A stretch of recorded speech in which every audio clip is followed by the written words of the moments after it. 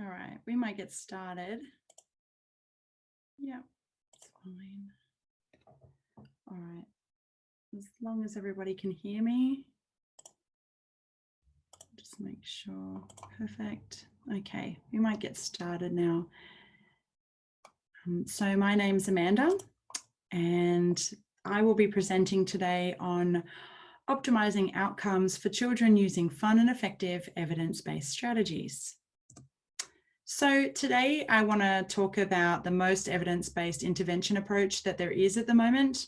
And then I want to delve into the naturalistic environmental teaching approach that is basically a strategy that is used, or it's an intervention type, and then we'll go into the strategies.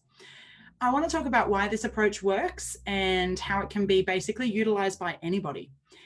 Then I want to talk about incidental teaching methods. So I'm going to drill right in and then get quite specific about the teaching methods and the strategies.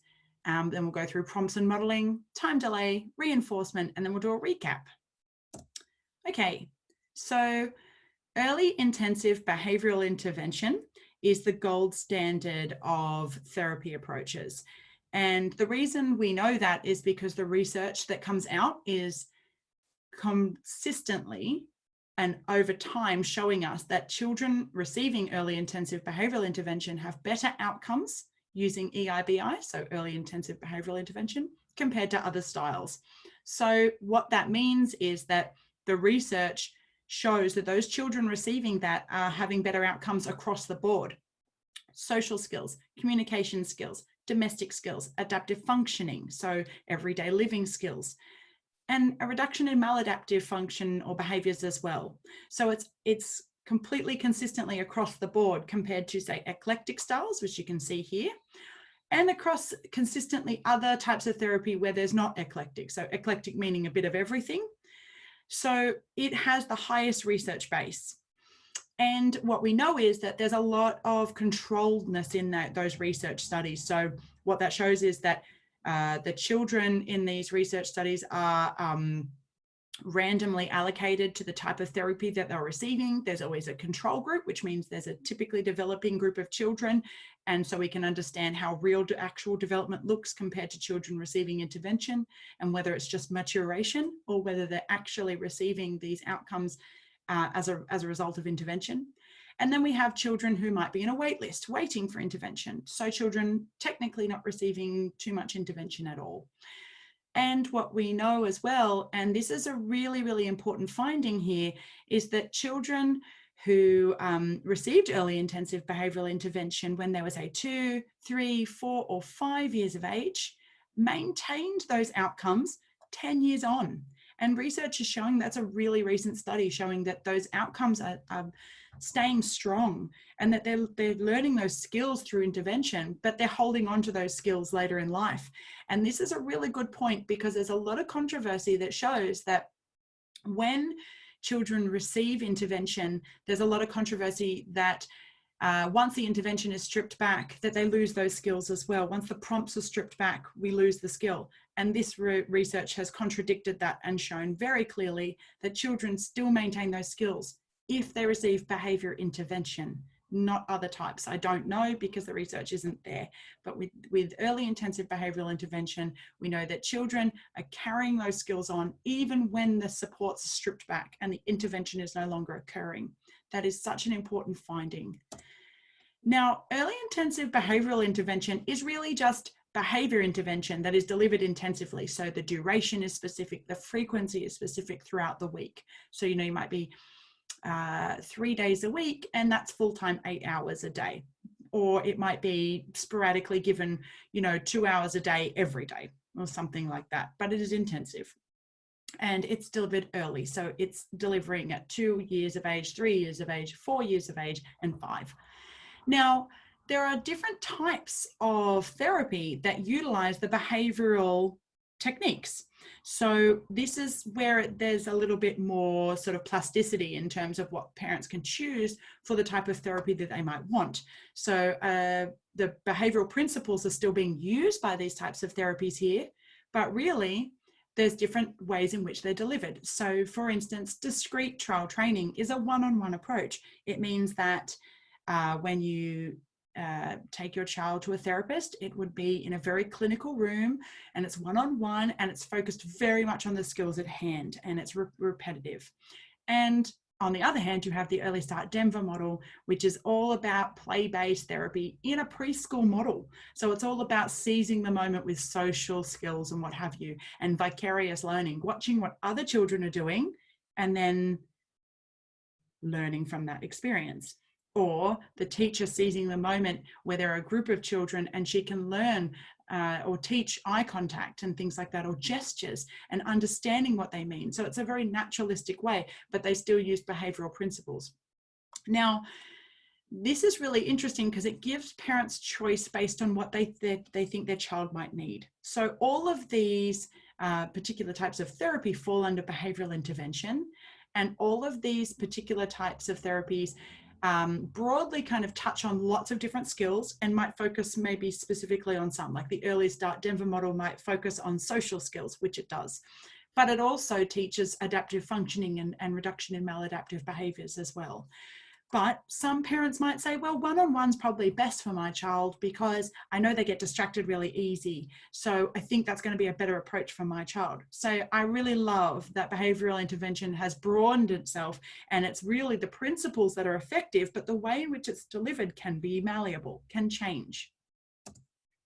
So I really want to focus here on naturalistic environmental teaching. So naturalistic environmental teaching is all about using the child's natural environment. So that could be their bedroom, it could be the lounge room, the kitchen, the backyard, it could be their school environment over time as well. But it's natural to the child, it's familiar to them. And I want to talk about this one because it can be practically used. It can be used by therapists and parents and caregivers and other people if they understand and learn the skills and utilize it. It can be complemented with therapy as well in the home. So I thought this might be a really good one we could touch on that has evidence-based because it's using behavioral principles, but can be utilized widely by anybody. Okay. So the other big part of naturalistic environmental teaching is using the child's current interests. So it's not about bringing your bag of toys and sitting with the child and then opening your toys, hoping they'll like your toys. It's about using what they already have. It's about if they like the bottle lid from the milk container and that's their favorite toy right now, then that is their favorite toy that we'll be using as their current interest. And that serves a really big deal in naturalistic environmental teaching, and I'll go into that now. So we want to identify, as a parent, caregiver, or a therapist, you want to identify the thing in the child's environment that serves already as a reinforcer for that child. So when we break that down, we want to identify that toy. So whether it's this red car here, we want to identify that toy, and we want to make sure that we know what it is, because when we go to broadly create a learning task, and I won't go into specific learning tasks because there are so many different ones. I just want to make this broad in that it's just about learning the principles. We might use this car as the reinforcer, what they get access to or additional access to when they show approximation of the behavior or when they actually show the behavior itself. So it's really important to identify it. It might be a red car, which is a functional thing. It might not be. It might be a red disc that they love. It might be something very unusual, but nevertheless, it's still interesting to that child and it's something that they will find as reinforcement to gain extra access to. So we want to build their skills across multiple environments. This is really important because it means that when you start, you don't just start in the most chaotic and hectic environment. You start with the least chaotic environment. You start in a bedroom. You start, without the TV on or anything like that, because the fewer distractions means that you can focus on the learning task at hand. And that's what's really important in the beginning, building the foundation at the very, very beginning. And so we want to build that up. And once they've started learning approximations of that behavior and showing you that they can reach their target goal of the behavior. So say if you want them to request, you're getting them to show that requesting behavior that you want, or saying, I want this, depending on the type of behavior you're trying to get them to learn. Then you gradually build up, and you build up to the lounge room. So you go, okay, we're going to start this whole lesson again. We're going to set up the play base in the lounge room. And we're going to start again and build there now. And this will serve as generalization. So now in the background in the lounge room, you've got the TV going, mum and dad walking past, brothers and sisters walking past, the dogs walking past, and they're still learning the lessons. It might have to start again, but they've got that foundational knowledge from the less distracting environment. And then you want to build it up again. You want to take it to the next level and take it outside in a really high stimulus environment. So you've got noises, sounds, you've got visual things, representations everywhere. They're distracted by lots of things, but that's okay. It might be initially difficult, but we're building on that. And they already have that foundation of knowledge, and we're going to keep going with it again. And this is how you know something is mastered, when it's generalized, when it's taken from one environment and can be performed in multiple environments. You might even after that be brave enough to take it to the shopping center and try it there and see what you get. It might be difficult, but that is your ultimate generalization. So naturalistic environmental teaching focuses on incidental teaching. So they believe that skills are acquired and learned faster if those skills are learned in a natural environment like playtime instead of a highly structured setting like a clinic. Incidental teaching relies on the child's natural interests as the basis for learning, with the teacher following the child's lead. Okay, so let's break that down. What that means is we're going to start in the bedroom and we're going to have the child just engage in interesting play in their own toys. You're not bringing the toys, and you come in and you just place yourself in the environment, and then you slowly build yourself up to being in that play center with the child, playing free play with them, and you're building rapport. You're not directing the child to anything, you're just being in their environment. And then you're slowly getting yourself to be part of their environment and slowly getting them to kind of like you as well. And then they get used to you being there, and that's a really good thing. When you've reached that, then you know, okay, we can move to the next stage. So once you've become part of their environment, you've identified the toys that are really interesting, that they love very much, you gently restrict access to one of the toys, just gently. And what that's going to do is it's going to either elicit a behavior from them, but it's also going to give you a teaching moment. So this is where you get to model. So you want to model the action initially. So what that means is you want to model the behavior that you actually want from the child. So it might be that you want to say, you want them to show appropriate requesting behaviors. Okay, so that might be initially reaching out, saying, and then saying, I want please. It depends on the age again. I don't want to make this specific, but what that will do is it will get the child to elicit a response, because you're restricting access to their most interesting toy that they really want.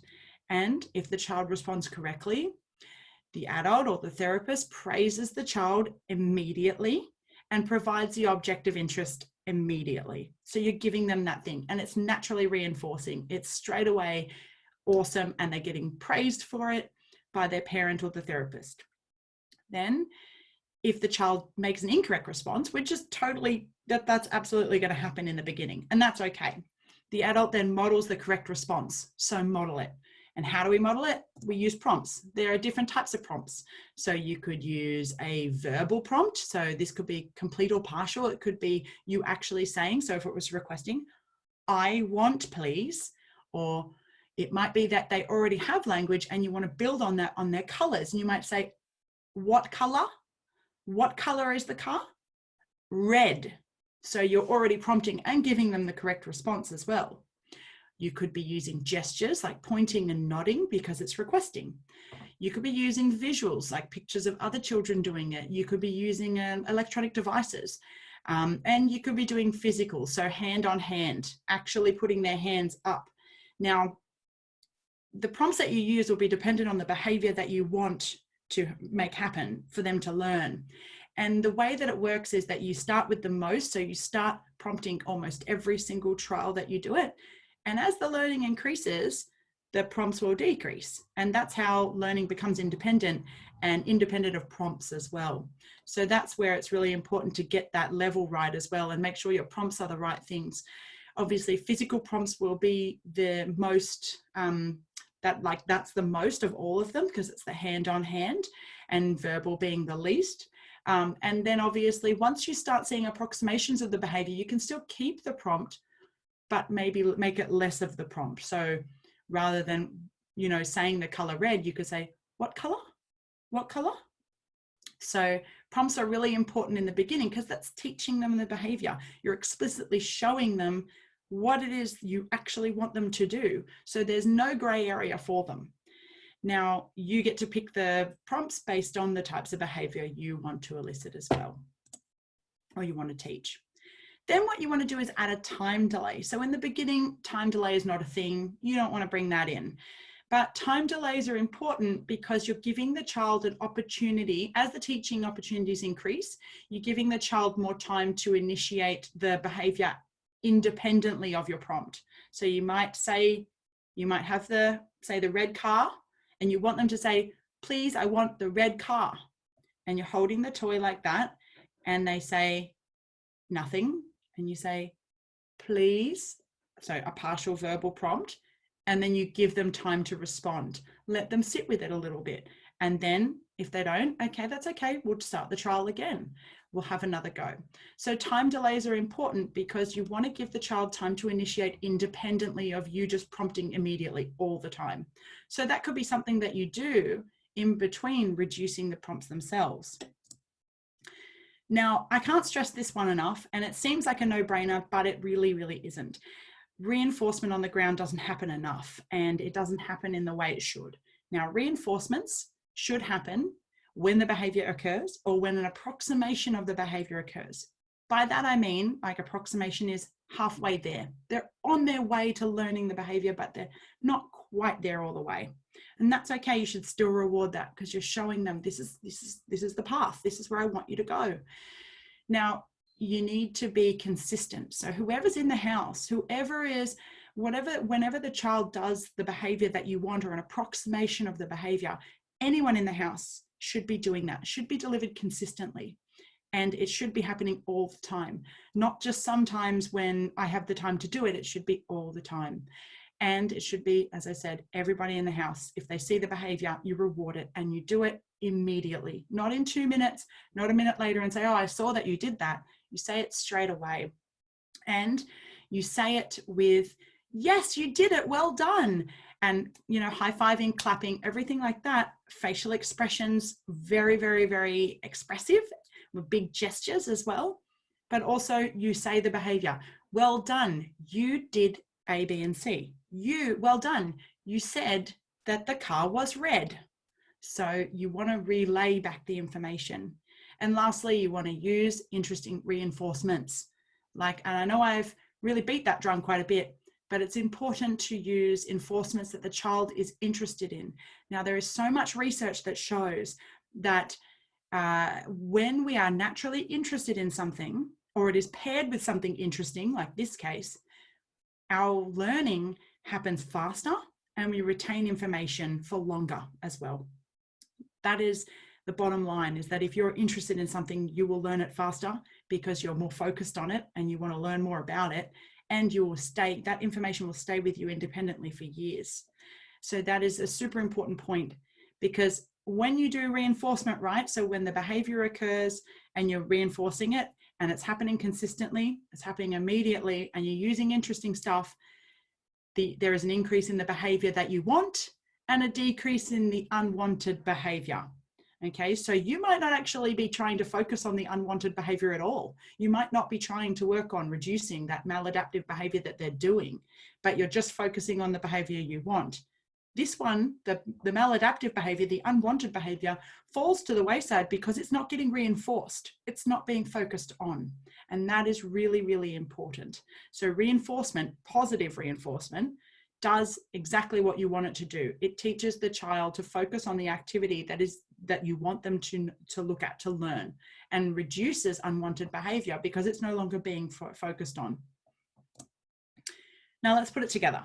Okay, so first of all, we want to reduce access to an interesting object in some way, for example, by putting it in a place that's visible but just out of reach.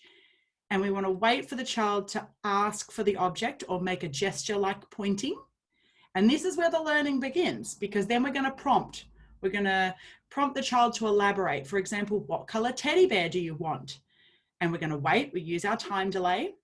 until the child responds, for example, pink teddy, or we're gonna, or an approximation, and then we're going to immediately reward the child for giving the desired object, or by giving them the desired object. But we're also going to immediately reward the child if they make an approximation. Now, that's an important point too that I'd like to make, is that if they make an approximation and you reinforce, you reward them, you don't make a bigger deal as if they actually gave you the 100% behavior that you're looking for. So really, you want to be going, yes, well done. You tried really hard. You said red. And then you do another trial and say they got it right. And you go, well done. Yes, well done. That's excellent. You said the teddy is red. So you really want to be ramping up to 100% reinforcement with your gestures, your tone, your facial expressions when they hit that 100% behavior. So let's sum up. You need to become part of their environment and not direct it. You just need to be part of it. You need to use the toys of interest that they have. And I use toys loosely. It might not be a toy. It might be something they just really like. And you need to find what it is and identify it. You need to start in a less distracting environment and build your way up for generalization, and to allow them to learn the skill without lots of distractions being put in as kind of confounding variables. And you want to model and prompt the response you want. Don't leave any gray areas. Show them exactly what you want and keep doing it until the learning increases, and then the prompts can decrease over time. And choose those prompts wisely. Choose something you think is going to really help that child based on A, their needs, like what is their disability? What is it that we need to help fix here? And 2, it should be based on how you think it would most appropriately teach that skill. Use a time delay. So, wait, let them take some time to think about it before you actually jump in with the prompt straight away again. But only do that after a few teaching times or trials. And over time, like I said, you got to reduce the prompts and models and time delays, but always, always, always reinforce. Always positive reinforcement, and always make sure it's timely and consistent with everybody in the house doing it. And I'm sure with these, it's a method of success because it's behavioral intervention. It can be delivered in lots of different ways, but as long as the principles are right, you should be okay in terms of learning. Thank you so much for listening to my presentation. I am wondering if there are any questions or anything. I'm happy to answer. Oh.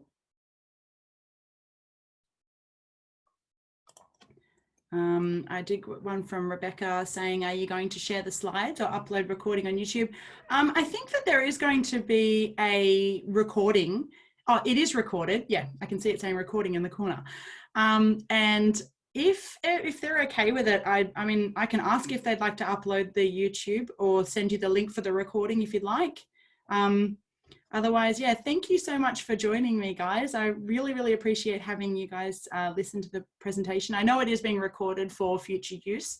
So yeah, if you do have any other questions or anything, please let me know and I'm happy to answer. All right, guys, thanks very much.